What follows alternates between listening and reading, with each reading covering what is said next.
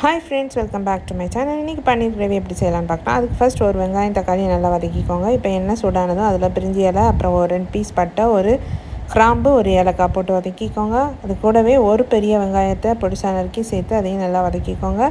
இது கூடவே 1 டீஸ்பூன் அளவுக்கு இஞ்சி பூண்டு விழுது சேர்த்து வதக்கிக்கோங்க.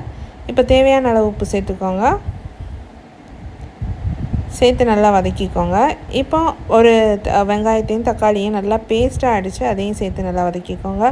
மஞ்சத்தூள் 1/4 டீஸ்பூன், மிளகாத்தூள் 1 டீஸ்பூன், 2 டீஸ்பூன் கொரியாண்டர் பவுடர், அப்புறமா கரம் மசாலா சேர்த்து நல்லா வதக்கிக்கோங்க. இப்போ தயிர் சேர்த்துக்கோங்க 2 டேபிள் ஸ்பூன்.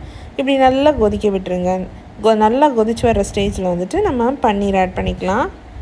ஆட் பண்ணிவிட்டு கொஞ்சம் நேரம் ஒரு 5 நிமிஷம் நல்லா வேக விட்டுருங்க. அதுக்கப்புறமா ஃபைனலாக கொத்தமல்லி தழை சேர்த்து இறக்கிடுங்க. சூப்பரான பன்னீர் கிரேவி ரெடி. கண்டிப்பாக ட்ரை பண்ணி பாருங்கள். வீடியோ பிடிச்சிருந்தால் லைக் பண்ணுங்கள், ஷேர் பண்ணுங்கள், சப்ஸ்கிரைப் பண்ணுங்கள். தேங்க்யூ.